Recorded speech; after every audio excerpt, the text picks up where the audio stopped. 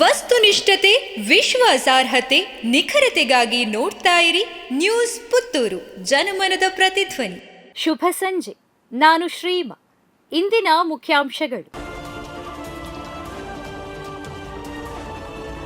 ಇತಿಹಾಸ ಪ್ರಸಿದ್ಧ ಪುತ್ತೂರು ಶ್ರೀ ಮಹಾಲಿಂಗೇಶ್ವರ ದೇವಸ್ಥಾನ ಅವಭೃತ ಸ್ನಾನ ಸಂಪನ್ನ. ಶ್ರೀ ದೇವರೊಂದಿಗೆ ತೆರಳಿದ ಸಹಸ್ರಾರು ಭಕ್ತಾದಿಗಳು. ಇತಿಹಾಸ ಪ್ರಸಿದ್ಧ ಪುತ್ತೂರು ಶ್ರೀ ಮಹಾಲಿಂಗೇಶ್ವರ ದೇವರ ಅವಭೃತ ಸವಾರಿ ಶನಿವಾರ ಮುಂಜಾನೆ ಅತ್ಯಂತ ವೈಭವದಿಂದ ಸಂಪನ್ನಗೊಂಡಿತು.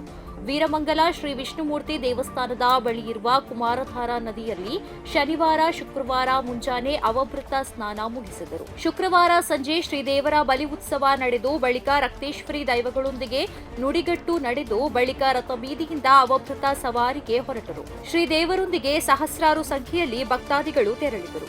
ದಾರಿಯುದ್ದಕ್ಕೂ ಸುಮಾರು 54 ಕಟ್ಟೆಗಳಲ್ಲಿ ಶ್ರೀದೇವರು ಪೂಜೆಗೊಂಡು ಶನಿವಾರ ಮುಂಜಾನೆ ವೀರಮಂಗಲವನ್ನ ತಲುಪಿದರು. ಅಲ್ಲಿಯ ಆರಾಟ ಕಟ್ಟೆಯಲ್ಲಿ ಕೊನೆಯ ಪೂಜೆ ನಡೆದ ಬಳಿಕ ಅಲ್ಲಿಂದ ಉತ್ಸವ ಮೂರ್ತಿಯೊಂದಿಗೆ ಪುನಃ ಶ್ರೀ ದೇವಸ್ಥಾನಕ್ಕೆ ಆಗಮಿಸಿದರು.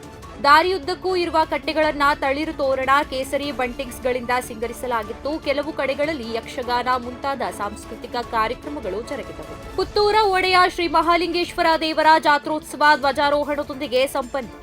ಇತಿಹಾಸ ಪ್ರಸಿದ್ಧ ಪುತ್ತೂರು ಶ್ರೀ ಮಹಾಲಿಂಗೇಶ್ವರ ದೇವರ ಜಾತ್ರೋತ್ಸವ ಧ್ವಜಾರೋಹಣದೊಂದಿಗೆ ಶನಿವಾರ ಬೆಳಗ್ಗೆ ಸಂಪನ್ನಗೊಂಡಿತು.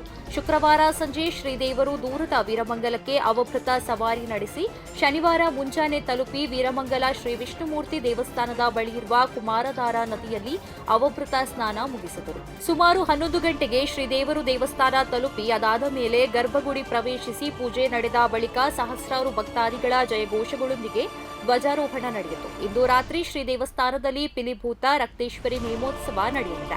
ನಾಳೆ ಏಪ್ರಿಲ್ 20ಕ್ಕೆ ಪುತ್ತೂರು ಮುಳಿಯಕ್ಕೆ ರಮೇಶ್ ಅರವಿಂದ್. ಪುತ್ತೂರಿನ ಚಿನ್ನಾಭರಣಗಳ ಶೋರೂಮ್ ಹಲವು ಹೊಸತನದೊಂದಿಗೆ ದಕ್ಷಿಣ ಕನ್ನಡದ ಬೃಹತ್ ಮಳಿಗೆಯಾಗಿ ಇಂದು ಅನಾವರಣಗೊಳ್ಳಲು ಭಾರತದ ಜನಪ್ರಿಯ ಸಿನಿಮಾ ನಟ ರಮೇಶ್ ಅರವಿಂದ್ ಉದ್ಘಾಟನೆ ಮಾಡಿದರು. ನಾಳೆ ಬೆಳಗ್ಗೆ 9:30ಕ್ಕೆ ಮಹಾಲಿಂಗೇಶ್ವರ ದೇವಸ್ಥಾನಕ್ಕೆ ಬಂದು ಅನಂತರ ದೇವರ ದೀಪದೊಂದಿಗೆ ಕೋರ್ಟ್ ರಸ್ತೆಯಲ್ಲಿರುವ ಮುಳಿಯ ಶೋರೂಮ್ಗೆ ಆಗಮಿಸಿ ದೀಪ ಬೆಳಗಿಸಿ ಉದ್ಘಾಟಿಸಲಿದ್ದರು. ಶ್ರೀ ರಮೇಶ್ ಅರವಿಂದ್ ಅವರನ್ನ ತೆರೆದ ವಾಹನದಲ್ಲಿ ಕೋರ್ಟ್ ರಸ್ತೆಯಲ್ಲಿರುವ ಮುಳಿಯ ಗೋಲ್ಡ್ ಅಂಡ್ ಡೈಮಂಡ್ಸ್ ಶೋರೂಮ್ಗೆ ಕರೆತರಲಾಗುವುದು. ಮುರಿದು ಬಿದ್ದ ಬಪ್ಪನಾಡು ದೇವಿಯ ಬ್ರಹ್ಮರಥ ವಾರ್ಷಿಕ ಜಾತ್ರೆ ವೇಳೆ ಸಂಭವಿಸಿದ ದುರ್ಘಟನೆ. ಕರಾವಳಿಯ ಇತಿಹಾಸ ಪ್ರಸಿದ್ಧ ಮುಲ್ಕಿ ಬಪ್ಪನಾಡು ಶ್ರೀ ದುರ್ಗಾ ಪರಮೇಶ್ವರಿ ಕ್ಷೇತ್ರದ ವಾರ್ಷಿಕ ಉತ್ಸವದ ವೇಳೆ ರಥ ಮುರಿದು ಬಿದ್ದ ದುರ್ಘಟನೆ ನಿನ್ನೆ ತಡರಾತ್ರಿ ಸಂಭವಿಸಿದೆ. ವರ್ಷಾವಧಿ ಜಾತ್ರೆಯ ವೇಳೆ ಬ್ರಹ್ಮರಥೋತ್ಸವ ನಡೆಯುತ್ತಿರುವಾಗ ರಥದ ಮೇಲ್ಭಾಗ ಮುರಿದು ಬಿದ್ದಿದೆ. ರಾತ್ರಿ ಸುಮಾರು 2 ಗಂಟೆ ವೇಳೆ ಈ ದುರ್ಘಟನೆ ಸಂಭವಿಸಿದೆ. ಈ ವೇಳೆ ಕ್ಷೇತ್ರದಲ್ಲಿ ಸಾಕಷ್ಟು ಭಕ್ತರು ಇದ್ದರು. ಅರ್ಚಕರು ರಥದಲ್ಲಿ ಇದ್ದರು.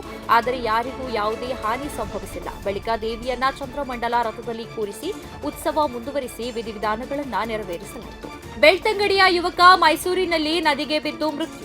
ಬೆಳ್ತಂಗಡಿ ತಾಲೂಕಿನ ನಾವೂರು ಗ್ರಾಮದ ಯುವಕನೊಬ್ಬ ನದಿಗೆ ಬಿದ್ದು ಮೃತಪಟ್ಟ ಘಟನೆ ಮೈಸೂರು ಜಿಲ್ಲೆಯ ಟಿ ನರಸೀಪುರ ತಾಲೂಕಿನ ಬನ್ನೂರು ಪೊಲೀಸ್ ಠಾಣಾ ವ್ಯಾಪ್ತಿಯಲ್ಲಿ ನಡೆದಿದೆ. ಕೋಳಿ ಸಾಕಾಣಿಕೆ ವಾಹನದಲ್ಲಿ ದುಡಿಯುತ್ತಿದ್ದ ಬೆಳ್ತಂಗಡಿ ತಾಲೂಕಿನ ನಾವೂರು ಗ್ರಾಮದ ಕುದೂರು ನಿವಾಸಿ ಮನ್ಸೂರ್ ಎಂಬಾತ ತನ್ನ 2 ಸಹೋದ್ಯೋಗಿಗಳ ಜೊತೆಗೆ ಏಪ್ರಿಲ್ 17ರಂದು ರಾತ್ರಿ ಟಿ ನರಸೀಪುರ ತಾಲೂಕಿನ ಬನ್ನೂರಿನಲ್ಲಿ ತಂಗಿದ್ದರು.